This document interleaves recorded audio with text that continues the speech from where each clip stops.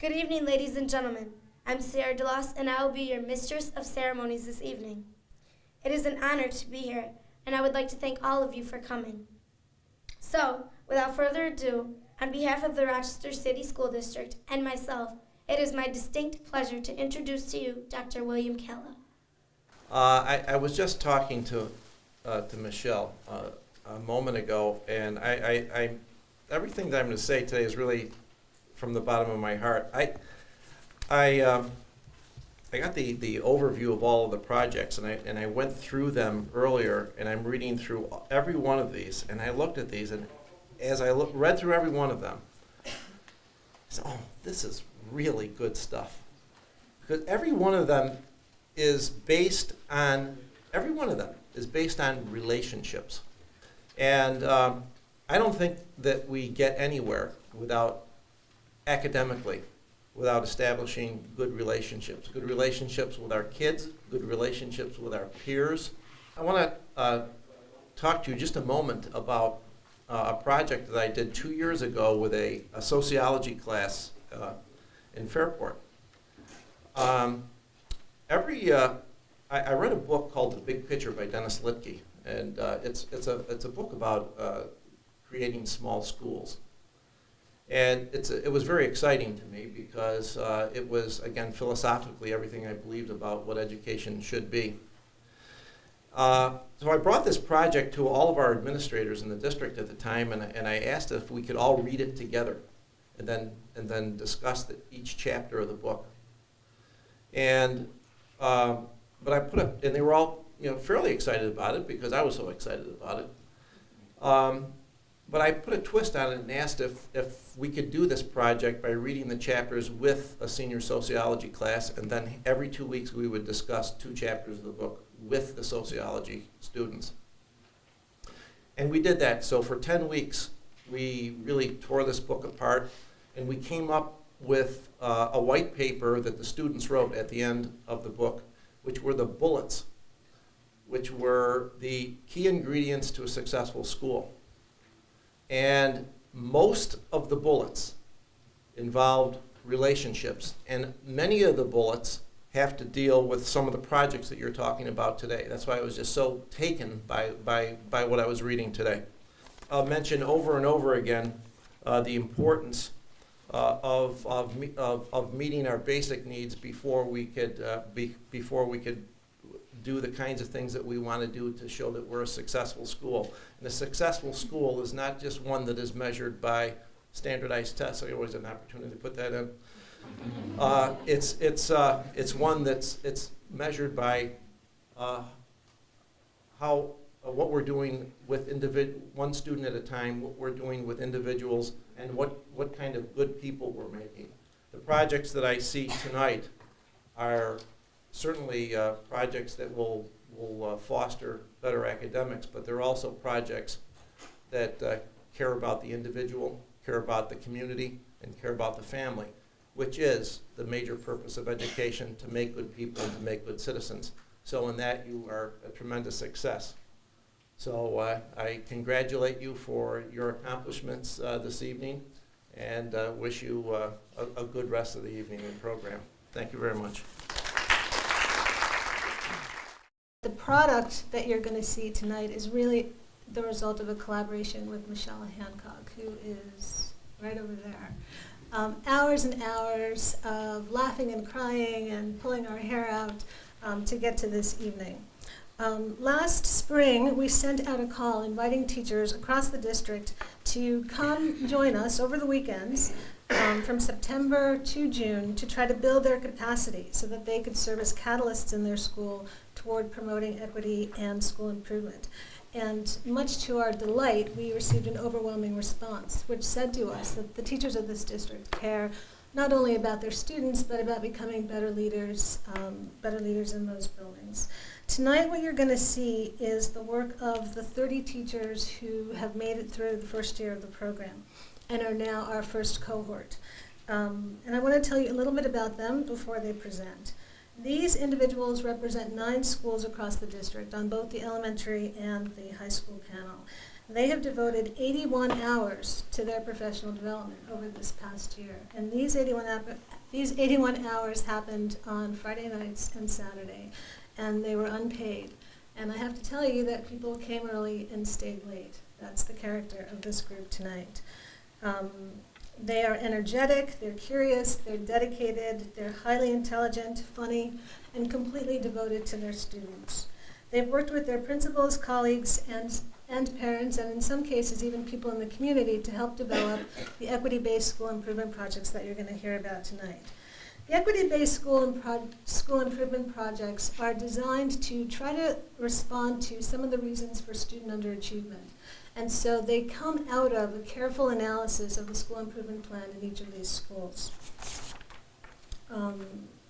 This year, the teams have worked to plan their projects, and the projects will be executed next year. So tonight is a celebration of their work up until this point.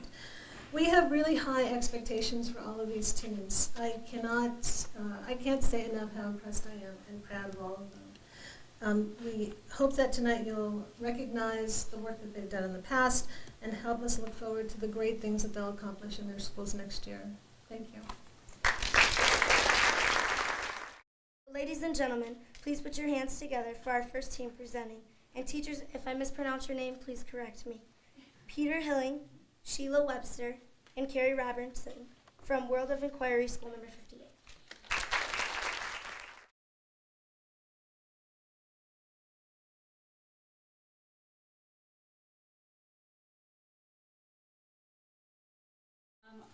We are World of Inquiry School, and this year our theme has been a community of high expectations.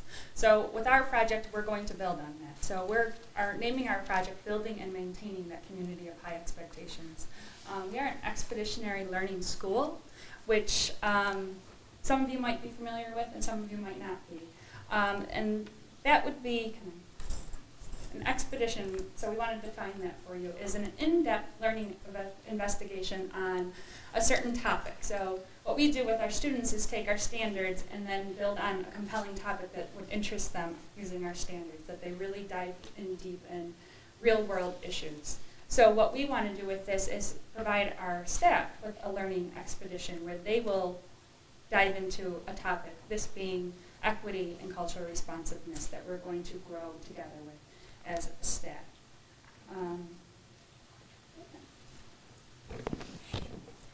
Good evening, everyone. The challenge lies for Carrie and I in the fact that World of Inquiry is a wonderful school. It's a great school to work in, and it's a great school to attend, and we're very proud to be there. So the challenge lies in how do you take a good school and make it great? So one of the things that we have found a lot of success with at World of Inquiry is really knowing what we want our professional development to be. So we begin by really having conversations with each other and with our administrator and examining our school improvement plan and having focused professional development for the full year. So 2 years ago, we spent all of the entire year learning how to teach reading.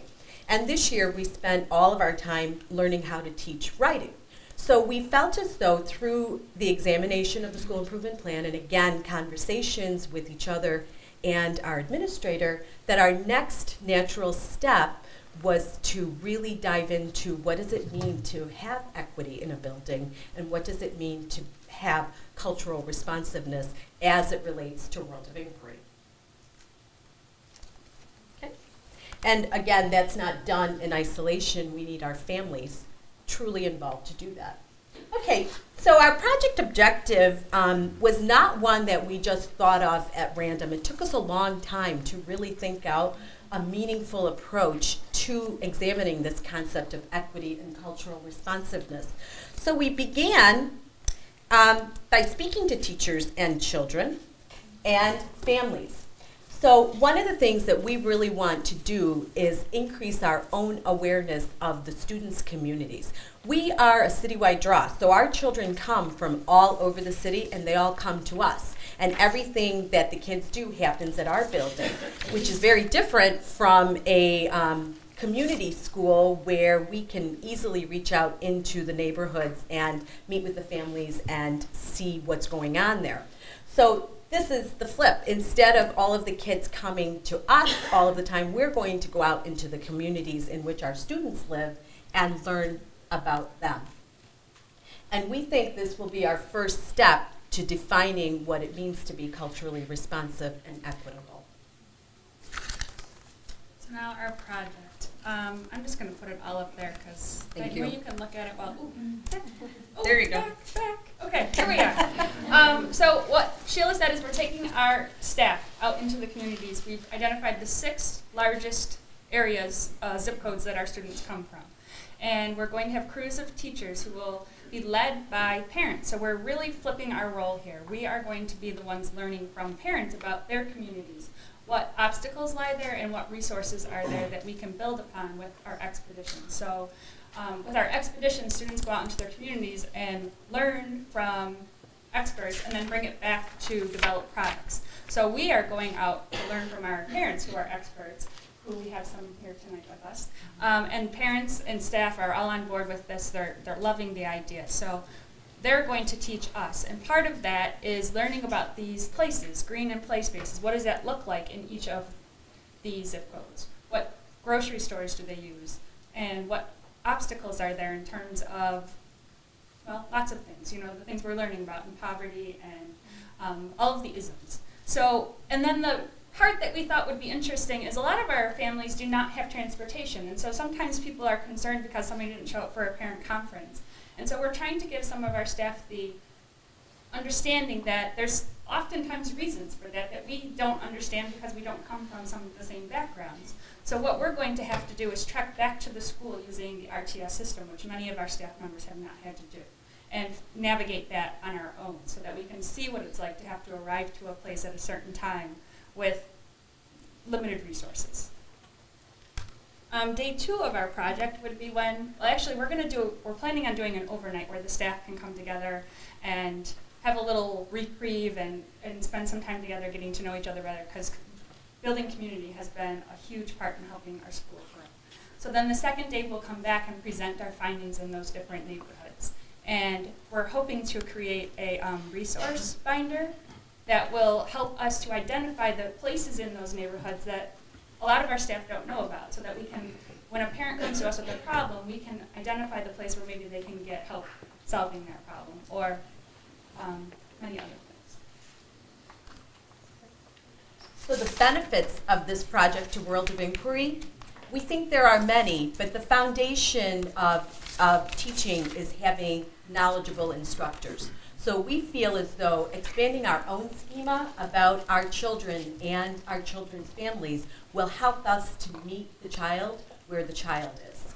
And in addition to that, because we're an expeditionary learning school, we're always trying to find authentic measures for the projects that we are devising with our students. So we're hoping that being more knowledgeable about our own communities, we'll be able to find local curricular connections, which in turn should really help our students to be motivated and understand our community at a deeper level.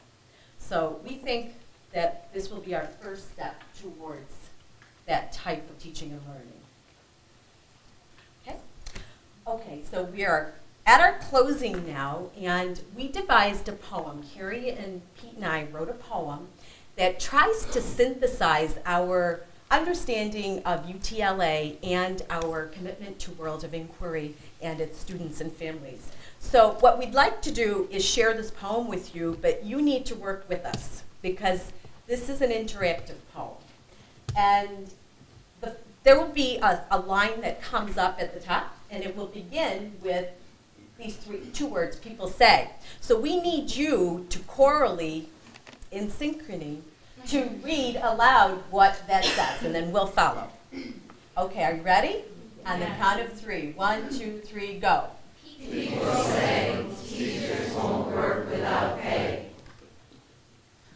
But we say, here we are today after 1 year of hard work with UTLA. Your turn. People say teachers only attend contractual meetings. But we say on a Friday morning at 8 a.m., 100% of our teachers completed a survey. So we dismiss these findings. People say teachers close their doors and do what they want to do. But we say, at school number 58, it's all about collaborating as a crew. People say teachers who work in urban districts are disconnected and burned out. But we say, urban by choice is what we shout. People say teachers will only work their 10-month school year.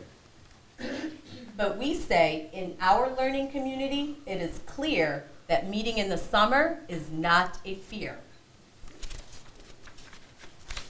People say why teachers can't teach students of different tones and hues. But we say we can if we walk in their shoes. So out into their communities, we will travel in crews. People say urban families don't participate in their children's education and they don't care. But we say the communities are filled with people willing to share and help us expand our knowledge of how to be fair. People say our children can't learn because where do they call home? But we say our proud city is filled with history, culture, and resources for us to comb. People say those who can't do teach. But we say those who teach have the farthest reach. Therefore, we will begin our urban expedition instead of going to the beach.